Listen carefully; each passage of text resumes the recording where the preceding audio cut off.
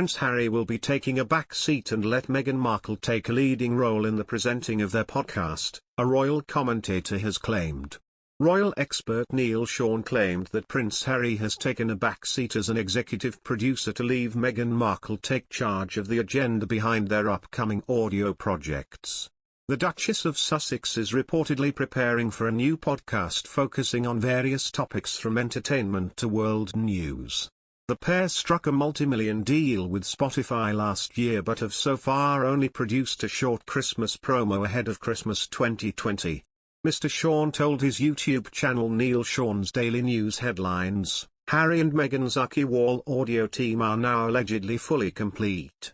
Apparently it's taken a long time to get the right team around them, but there's a bit of a swift change because initially it was going to be Harry and Meghan, but now apparently looks like Harry could be taking a back seat as an executive producer with Meghan leading the charge doing most of the topics.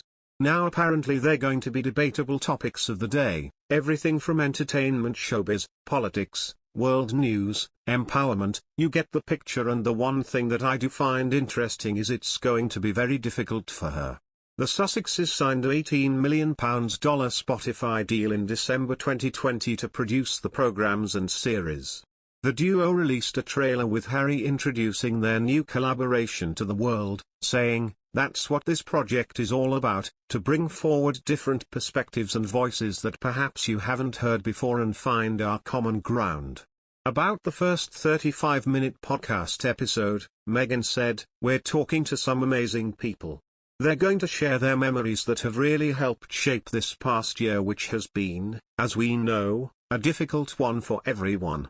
Prince Harry continued, "So many people have been through so much pain this year, experiencing loss, a huge amount of uncertainty, but it feels worth acknowledging that 2020 has connected us in ways we could have never imagined, through endless acts of compassion and kindness."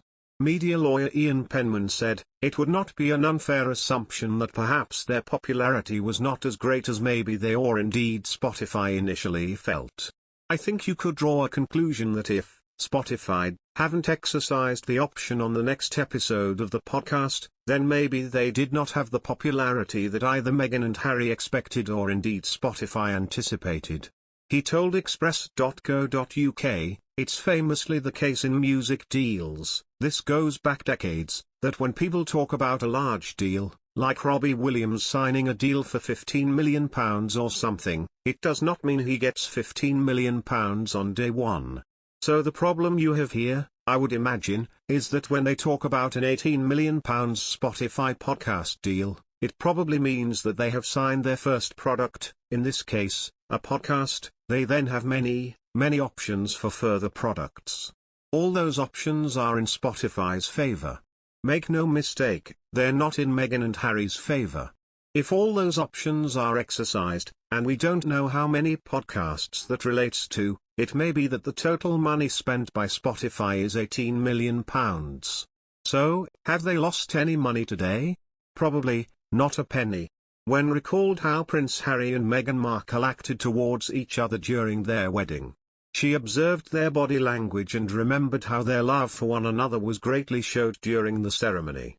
She said that journalistically and just from human nature it was really clear this sense to which the couple were totally besotted with one another, and that really came across in the church. She said the chemistry between them provided goosebumps because it's really clear that they were deeply in love with each other. It's really